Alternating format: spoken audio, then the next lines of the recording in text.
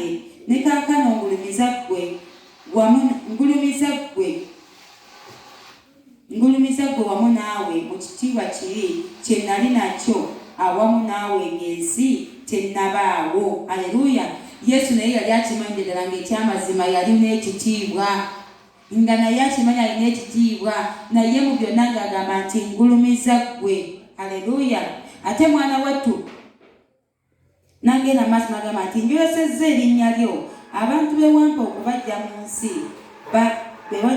mu nsi baali babo n'obampanze nabo bakutte ekigambo kyo. Kaakano bategedde nga byonna bye wampa biva mu ggwe. Haleluya. Mukama waffe Yesu agamba nti njolesezza erinnya lyo kubanga bye wampa bonna mbatuusizza. Haleluya.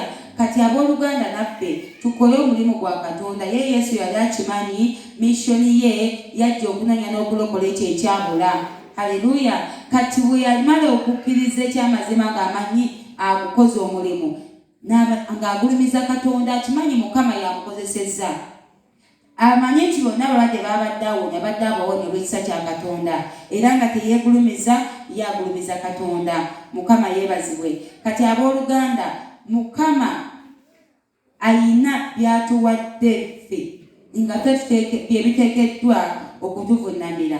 Naye mikwano gyange, bwe tutagulumize Katonda, bwe tutagulumize Yesu, tebigenda kutuvunnamira, tebigenda tuwulira. Lwaki? Tulaba Yesu yagulumiza Katonda. Haleluya. N'amanya nti Katonda yamutuma.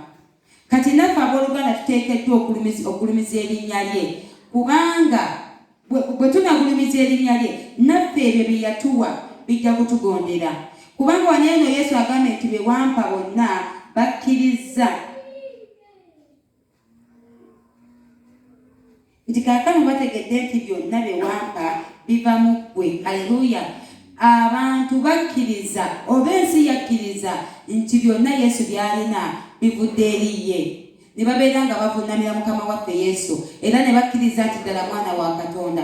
Kati owooluganda gwe Mukama byakuwadde ofuge bijja gaana okuvunnamira kubanga togulumiza linnya lye. Kubanga togulumiza linnya lye totegedde oyo abikuwadde. Kati byo binaakuwulira bitya nga ddala tomugulumiza? Sente ze yakuwa zogulumiza kyokka ate nga sente ze zirina okuvunnamira ggwe. Haleluya. Oba tukitegeera? Mukama yakuwa sente ozifuge, Mukama yakuwa buli kimu mu mikono gy'okifuge nga tekirina kufuga ate ggwe. Naye ffe abooluganda tuganyizza ebintu okubeera nga bye bitufuga, tuganyizza ebintu okubeera nga bye tugulumiza, n'ogulumiza omulimu gwe ekyamazima nga gw'ogamba nti okuggalawo edduka ng'ogenda ku mulimu. Ekyo tekisoboka. Nze ne nagenda kulimako lwaggulu obwo ngenda ku kyaki, tekisoboka. Haleluya. Oyinza okulaba owooluganda, oyinza okulaba omuntu ekyamazima nga ku musana abeera munyiikivu. Mama Kevin sigamba ggwe ng'abeera munyiikivu nnyo ku musana nga akakuba kaatonnye. Mwana wattu abeera akola bijanjalo buli lunaku. Mu Bible Sunday togenda mulabako. Abooluganda tutweme okubeera bwe tutyo buli season tubeere nga tugulumiza Katonda, kubanga ye Katonda waffe taliiko ebyo. Ye buli kaseera awulira nga ayagala ekitiibwa abeere ng'akyeddiza. Oba season bakasitoma bajja oba tebajja, obooluganda tubeere nga tugulumiza Katonda mu mbeera zonna. Tulina gulumiza oyo yekka kubanga yasaanidde. Ekitiibwa kyonna tukigize ye. Tweyambula ebitiibwa byonna mu byonna byatukozesezza.